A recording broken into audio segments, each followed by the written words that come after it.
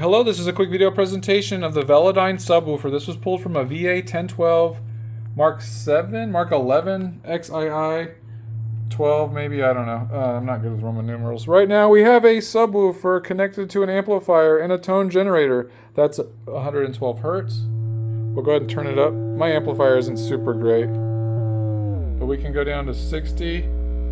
You can see it vibrating. We'll dip down to, there's 47 for a second. There you go.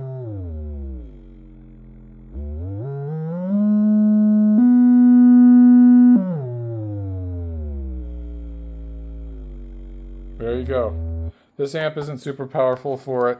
If you have any questions, reach out. As I mentioned, it's 10 inches. Thanks for looking and have a good day.